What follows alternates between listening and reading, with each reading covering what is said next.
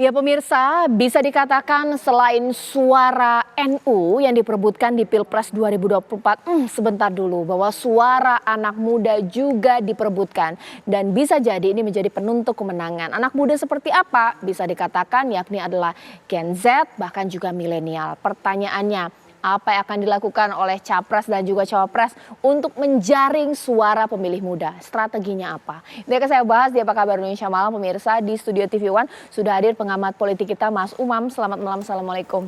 Malam Mbak Tata, Ya, kita waalaikumsalam. masih menunggu ya Mas Umam ya, ada Mbak Nadia Ade yang merupakan tim dari Ganjar Mahfud yang saya masih akan menunggu di malam hari ini. Tapi saya sudah tersambung dengan tim sukses, saya bisa katakan seperti itu ya, mewakili Baca Pres dan juga Baca Pres masing-masing. Ada Mas Gamal mewakili Anies Baswedan Caimin dan juga Mas Ibnu Riza mewakili Prabowo dan juga Gibran. Selamat malam, Assalamualaikum warahmatullahi wabarakatuh. Assalamualaikum warahmatullahi Waalaikumsalam wabarakatuh, Mbak. Salam kenal. Malam Mbak Caca. Ya, Gimana sehat kabarnya? alhamdulillah, kabar baik.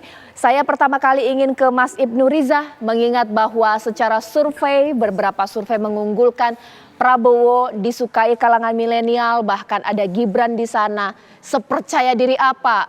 Oke lah kalau disukai oleh kalangan milenial dan juga Gen Z. Tapi apa program ditawarkan, Mas Ibnu? Oke, Mbak.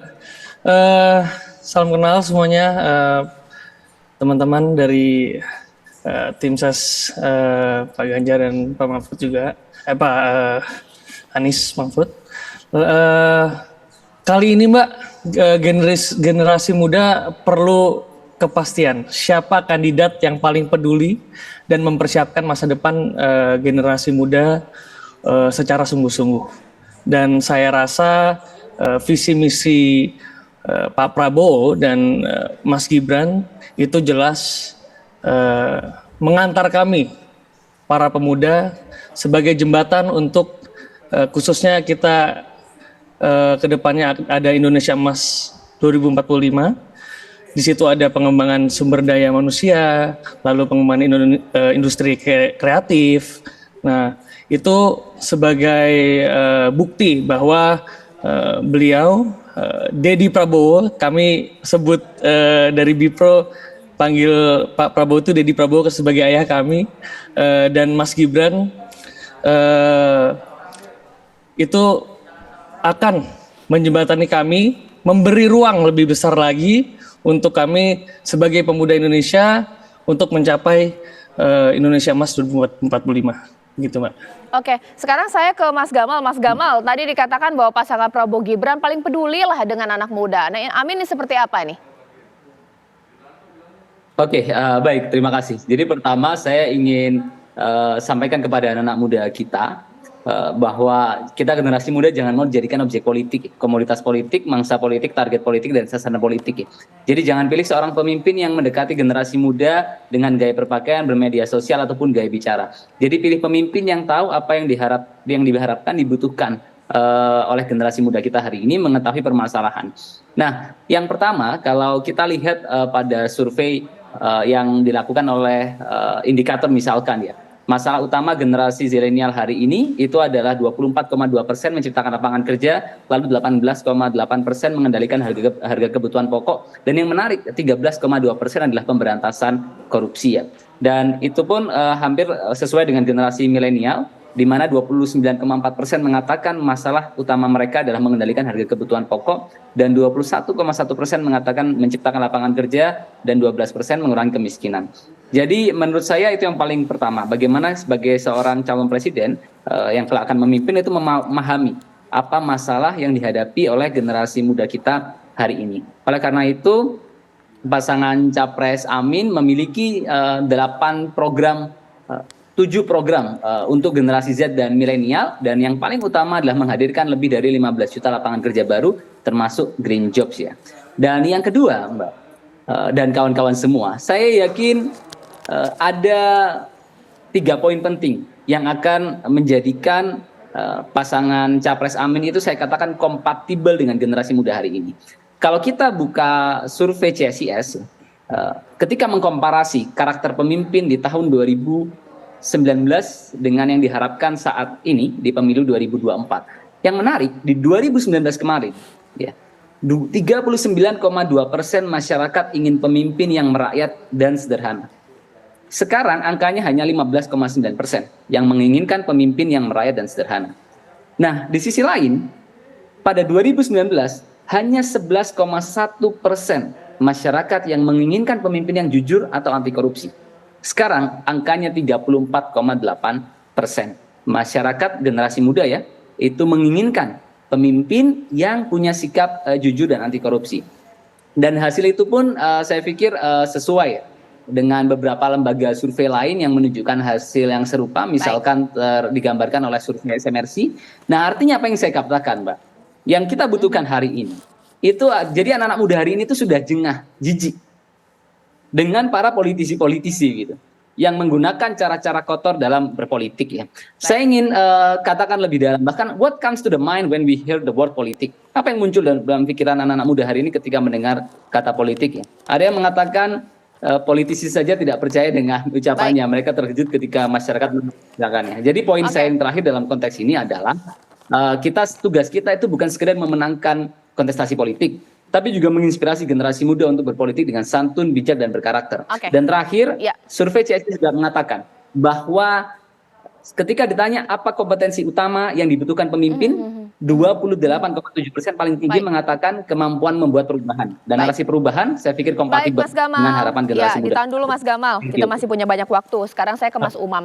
Mas Umam, sebenarnya ada yang beda nggak sih cara kita kemudian atau cara politisi capres dan cawapres meraih suara pemilih secara umum dengan anak muda? Ataukah mungkin alatnya saya berbeda kalau anak muda lewat sosial media itu seperti apa? Iya, pendekatan tentu bisa cukup beragam Mbak Caca, karena bagaimanapun juga anak muda di Indonesia itu memiliki segmen yang sangat beragam. Artinya anak muda itu bukan hanya satu entitas yang sama. Ada kategori anak muda segmen perkotaan, ada segmen pedesaan, ada kategori anak muda dengan segmen santri atau non-santri, yang masing-masing memiliki karakter dan juga model-model yang cukup beragam. Nah, cara untuk mendekati mereka juga cukup beragam. Apa yang tadi disampaikan oleh Mas Gamal, saya pikir itu juga representasi dari apa yang dimiliki, yang menjadi concern dari masyarakat anak muda secara umum. Tetapi di saat yang sama perlu diletakkan pada satu basis pemahaman tentang perbedaan di dalam konteks melihat ya karakteristik yang berbeda-beda itu. Nah, tetapi ada satu hal secara umum, Mbak. Anak muda baik generasi Z maupun generasi milenial atau yang kita singkat dengan generasi zilenial itu akan cenderung memiliki karakter yang sifatnya civically and politically disengaged. Mereka tidak terlalu suka dengan hiruk-pikuk politik, tetapi bukan berarti mereka kemudian tidak memiliki sensitivitas di dalam konteks merespon politik. Nah, oleh karena itu hal-hal yang seringkali kemudian bisa direspon dengan baik oleh mereka ketika memiliki kedekatan dengan isu yang mereka concern. Pertama, terkait isu lapangan kerja. Yang kedua, terkait dengan isu pendidikan. Dan kemudian yang ketiga, terkait dengan isu yang sepertinya itu terkait dengan konteks tata kelola pemerintahan yang baik, tadi anti korupsi. Tetapi belum semua ini kemudian bisa melekat pada kepala anak muda. Karena kalau misalnya kita bicara tentang isu anti korupsi, berapa segmen masyarakat kita yang berasal dari kelas menengah terdidik yang paham itu? Nah, itu tidak banyak. Sisi lain ada juga beberapa capres-cawapres yang dalam konteks pendekatannya juga cukup beragam dan itu cukup variatif. Karena sekarang ada kecenderungan medsos itu memiliki kemampuan untuk merecehkan demokrasi. Bukan melecehkan, tapi merecehkan demokrasi. Ketika kita bicara tentang program, visi, misi, dan lain sebagainya, justru yang dikonsumsi oleh mereka adalah sesuatu yang lucu-lucu, yang unik. Meme atau video-video pendek yang kemudian membuat mereka orang figur yang dulu kita bayangkan, oh dia adalah orang yang tegas, orang yang sikapnya begitu vulgar. Tetapi dalam format-format video-video pendek itu, dia bisa berubah dalam frame masyarakat anak muda. Dia adalah orang yang unik, dia yang lucu dan sebagainya. Nah, pendekatan ini tampaknya cukup memiliki impact yang serius, terutama terbukti di Pilpres di Filipina dan juga apa yang terjadi di Turki. Bagaimana kemudian segmen-segmen kelompok medsos itu mampu melakukan penetrasi terlalu cukup dalam untuk membelokkan cara pandang anak muda terhadap pemimpinnya. Ya, nanti Mas Umam saya akan masih menunggu ini kehadiran dari Mbak Nadia Ade yang mewakili Ganjar dan juga Mahfud MD pemirsa. Nah, ini penting, saya sampai catat bahwa anak muda ini juga tersegmentasi pemirsa. Ada perkotaan, ada perdesaan, ada pesantren, ada juga mungkin musolah seperti itu dan bermacam-macam. Apakah Capres dan Cawapres ini tahu jangan-jangan mereka kemudian menyamaratakan semua anak muda ketika pemilihan nanti nggak ada yang milih sesaat lagi.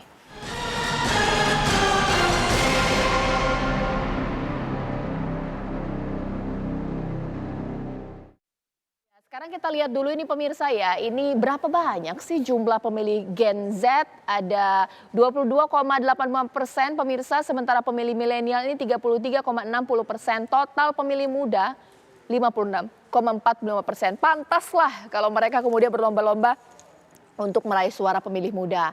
Sementara untuk baby boomer ini 13% lebih, ada pre-boomer 1,14%, Gen Z 22,85 dan usia 17 hingga 30 31,23%. Berlomba-lomba mereka meraih suara pemilih muda.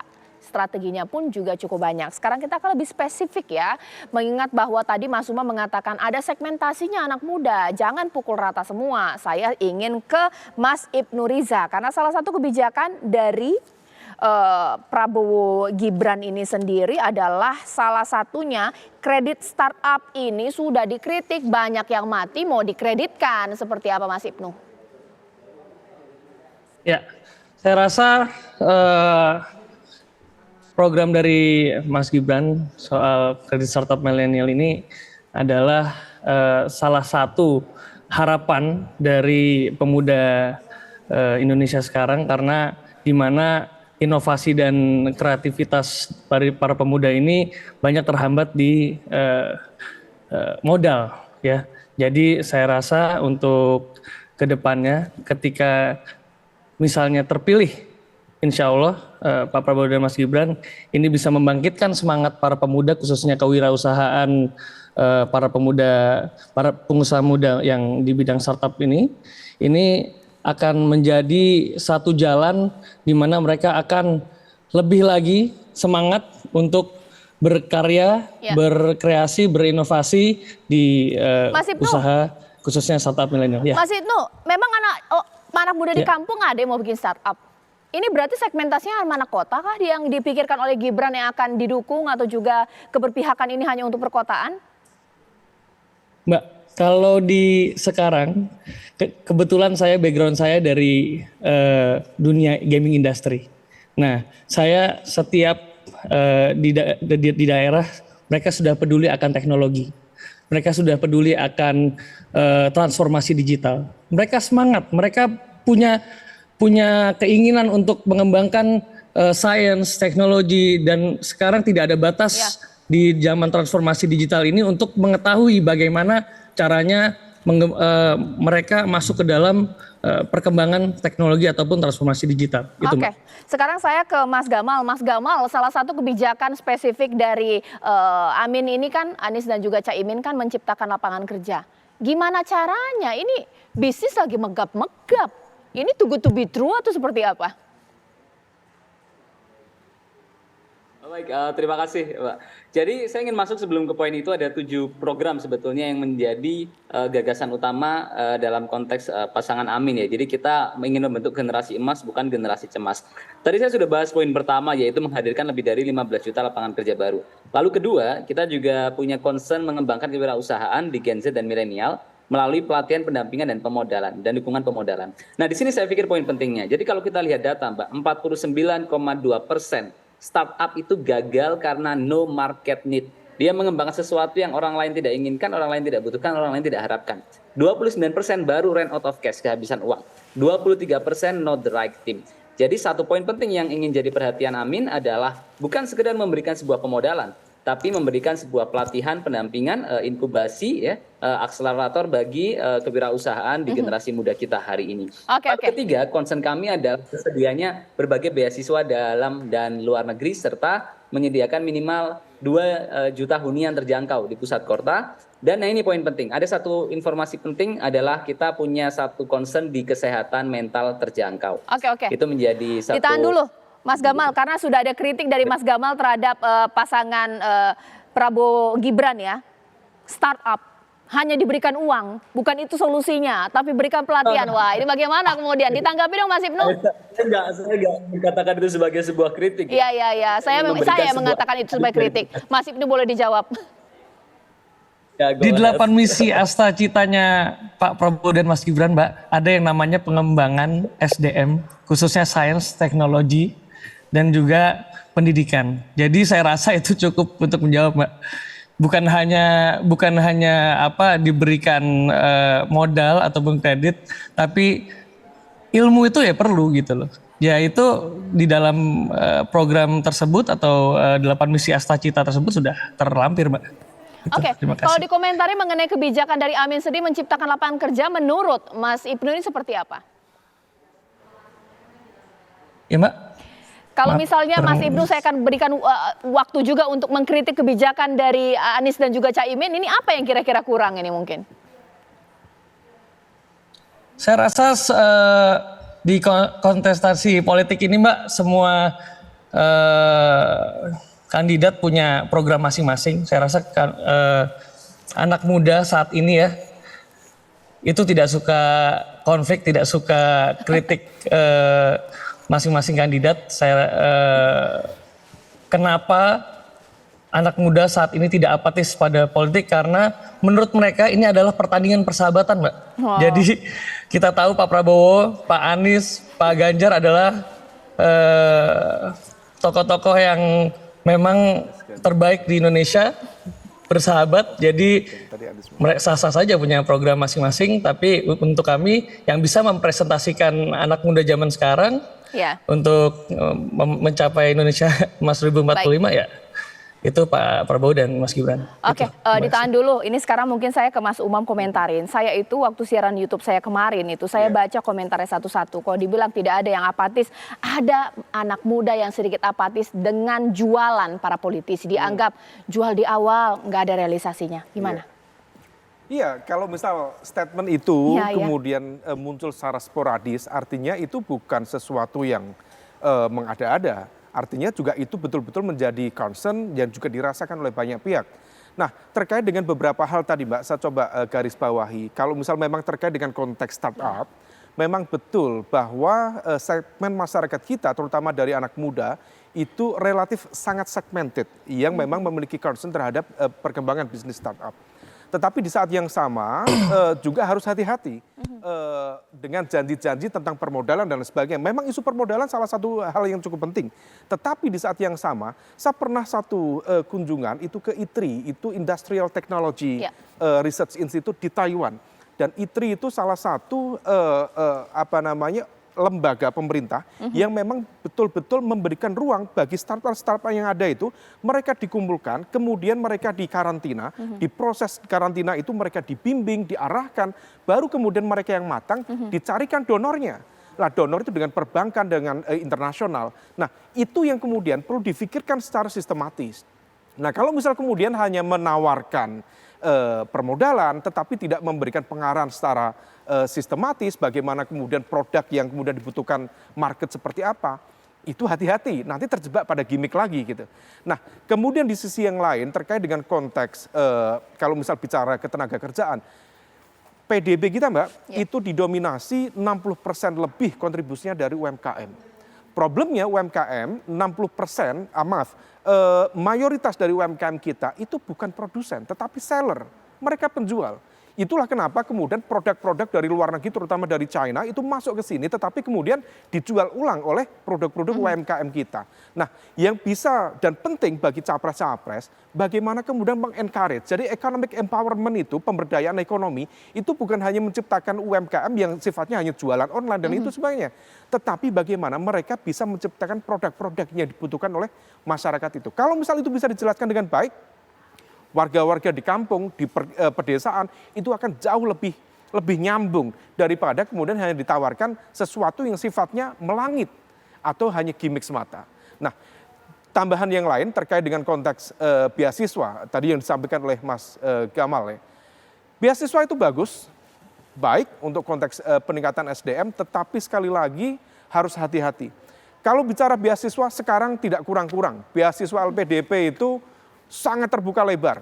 Budgetnya juga seolah unlimited. Bukan hanya LPDP secara umum, santri pun juga punya segmen tertentu. Ada beasiswa santri dijalankan sejak era Pak SBY, kemudian dilanjutkan oleh pemerintahan Pak Jokowi. Tetapi yang perlu difikirkan adalah kita itu harus membuat perencanaan yang matang.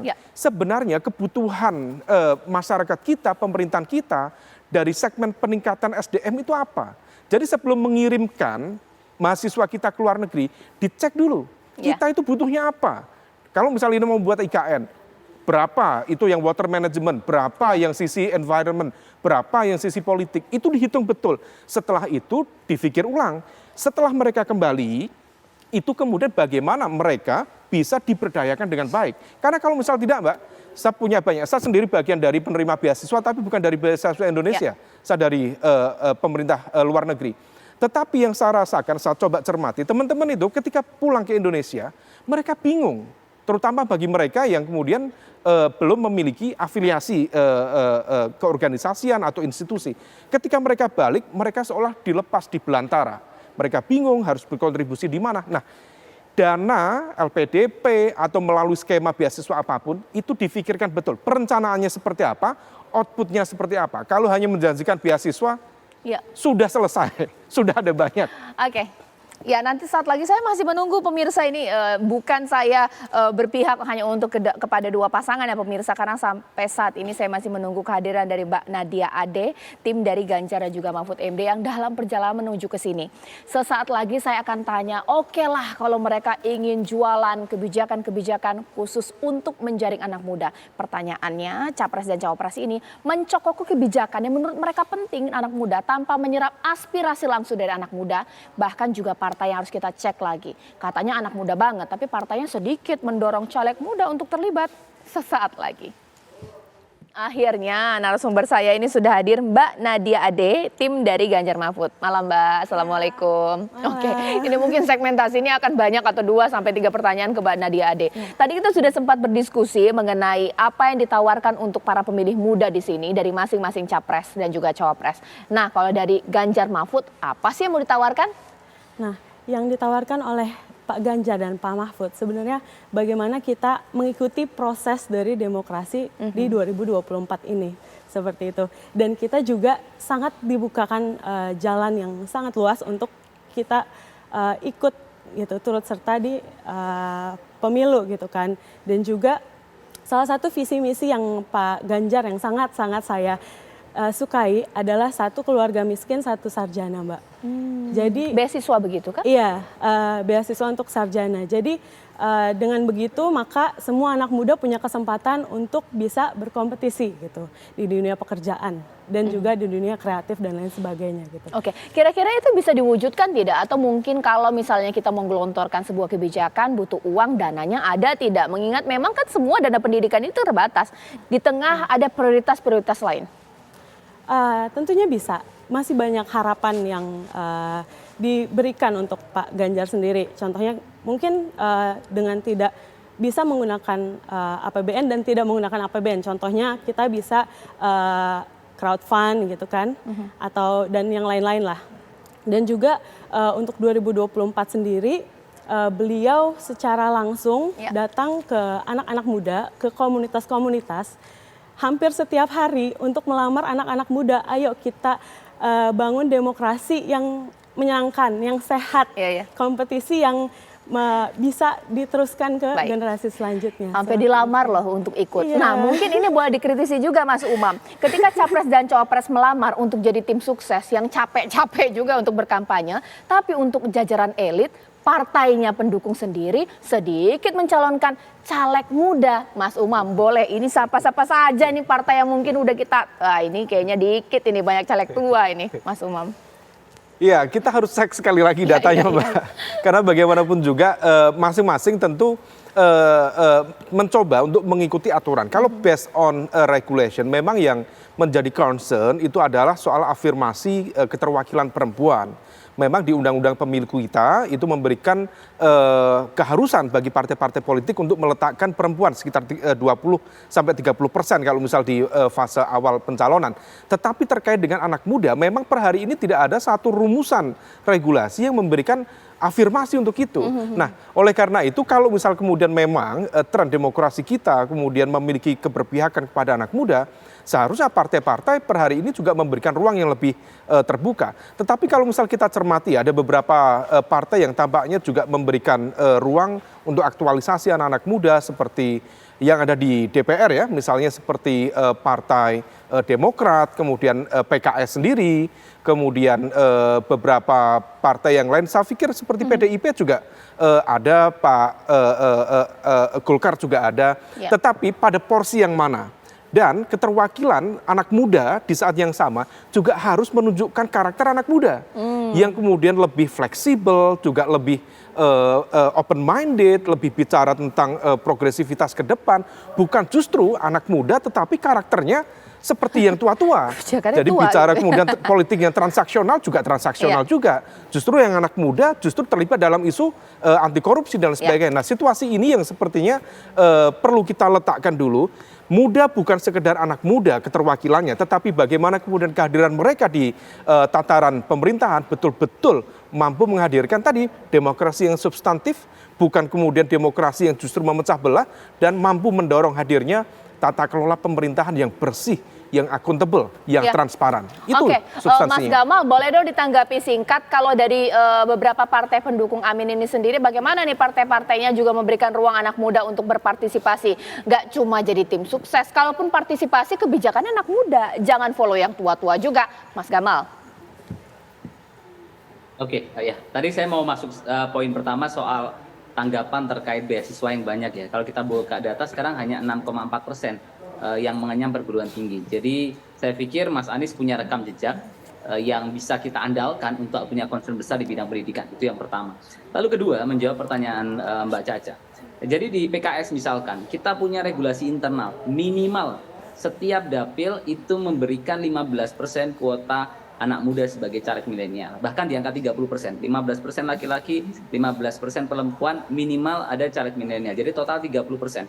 Afirmasi di internal partai kami itu mengharuskan setiap dapil, mendorong setiap dapil agar memiliki 30% caleg milenial dalam komposisinya. Dan yang menarik adalah begini, biasanya Mbak, caleg milenial itu dijadikan figuran, diletakkan di nomor urut yang tidak cukup strategis misalkan, lalu tidak mendapatkan dukungan afirmasi dari struktur partai. Nah, PKS memulai sebuah inisiatif di mana banyak caleg-caleg muda yang itu diberikan kesempatan untuk mendapatkan nomor urut 1 yang dia bukanlah seseorang yang mungkin disebut sebagai princeling. Jadi di politik itu ada dua istilah, ada namanya princeling yang dia ayahnya seorang politisi. Ada namanya toughling, anak muda yang mereka punya mengandalkan dirinya. Saya sendiri misalkan, saya bukan siapa-siapa ya, diberikan kesempatan langsung menjadi ketua DPP. Di PKS, saya tidak pernah terlibat di DPC, DPRA, DPW begitu. Tapi meritokrasi bekerja dengan baik di sistem partai ini. Lalu kedua, saya dipercaya mendapatkan nomor urut 1 sebagai caleg DPR RI dari Dapil Malang Raya.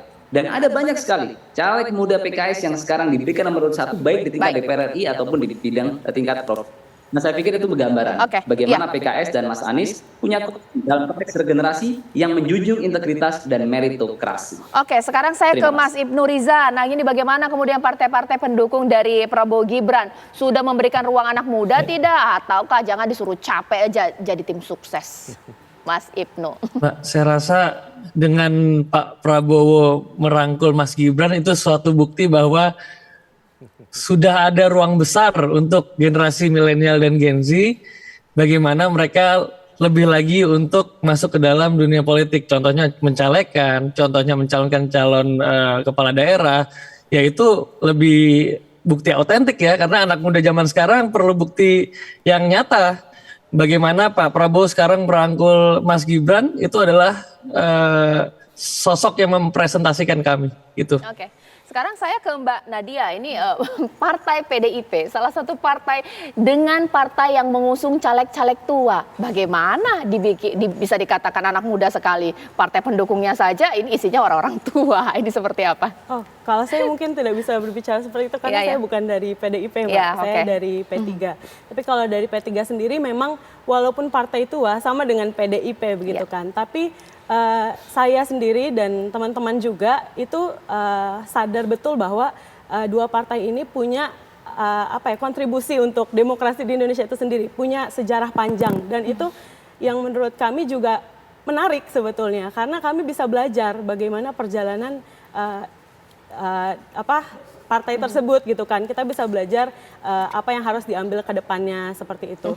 Dan untuk caleg muda untuk sekarang di P3 sudah mulai banyak dan menjadi prioritas juga seperti itu. Kita juga ada pelatihan-pelatihan dari caleg seperti itu sih, Mbak. Mungkin terakhir Mas Umam, pastinya mereka ini punya tim sendiri ya untuk membuat secara image, cara kampanyenya dan mengemas bagaimana mereka menyasar anak muda. Ada tidak sih catatan, mungkin masukan dari masing-masing baca pres dan bacawa pres ini? Satu-satu ya kita ya. Oh, harus satu-satu ya? Oke, mungkin Ganjar Mahfud dulu. Iya, kalau Pak Ganjar dan Pak Mahfud, saya pikir Pak Ganjar terutama termasuk yang cukup leading dalam konteks mencoba memainkan media sosial. Sehingga kemudian pendekatannya dianggap lebih fleksibel. Dan itu kemudian seolah membuka ruang yang lebih terbuka bagi engagement dengan anak-anak muda. Sering olahraga juga ya? Sering olahraga, kemudian tampil lebih funky gitu kan, lebih muda dan lain sebagainya. Tetapi kemudian yang lebih diperlukan adalah bagaimana Mas Ganjar dan Pak Mahfud masuk lebih lanjut untuk bicara tentang apa yang dibutuhkan oleh anak muda. Bicara tentang lapangan kerja, bicara tentang konteks pendidikan, itu yang jauh akan lebih diterima oleh anak muda. Nah, di level yang sama, Prabowo Gibran, tadi yang disampaikan oleh Ibnu, saya pikir itu barangkali bisa menjadi salah satu gimmick ya. Gimmick bagaimana kemudian Gibran dirangkul oleh Pak Prabowo. Meskipun di saat yang sama perlu diantisipasi, dimitigasi juga. Karena bagaimanapun juga masuknya Gibran kemarin pasca ada kontroversi terkait putusan MK, itu di saat yang sama menjadi munisi bagi kelompok tertentu untuk menyerang isu anak muda itu. Nah, oleh karena itu, apa yang kemudian perlu di-highlight oleh Gibran sendiri, maka perlu menampilkan sisi-sisi yang memang dia bisa menunjukkan kontribusinya. Untuk saling melengkapi Pak Prabowo yang senior, Gibran yang lebih junior, tetapi kemudian kemarin itu sifatnya hanya leaking saja, hanya bocoran saja. Ada dana abadi pesantren, ada startup, permodalan, tetapi Gibran harus mampu menjelaskan lebih detail, bukan hanya sekedar menunjukkan kartu. Ini rasionalisasi kebijakannya seperti apa, bisa dilaksanakan seperti apa, perencanaannya seperti apa, eksekusinya bagaimana. Nah, sementara Anies Caimin, Mas Anies sendiri adalah salah satu figur tokoh pemimpin muda. Caimin, beliau lebih senior dari Mas Anies, tetapi selalu tampil lebih muda. Jadi Caimin kan lebih imut-imut begitu ya. Nah, oleh karena itu di saat yang sama, apa yang dibutuhkan oleh dua pasangan ini perlu masuk lebih lanjut. Kalau misalnya Mas Anies mencoba untuk bisa meyakinkan terutama dari segmen kelompok muda santri, maka bicara tentang konteks dunia pesantren, bagaimana perbaikan kurikulum pesantren, bagaimana kemudian membekali pesantren bukan hanya dengan ilmu-ilmu salafi, bicara tentang fikih, tafsir, nahwu, sorab, tetapi juga bagaimana pemberdayaan ekonomi supaya kemudian bisa tercover dengan baik. Baik. Mas Umam terima kasih, Mbak Nadia terima kasih, Mas Gamal terima kasih, Mas Ibnu terima kasih. Ini masih pemanasan pemirsa. Saya pun masih menyebut baca pres, bacawa pres. Kalau nanti mereka sudah menjadi capres dan juga cawapres, kita nanti akan kuliti satu persatu kebijakan apa untuk anak muda nanti di program selanjutnya.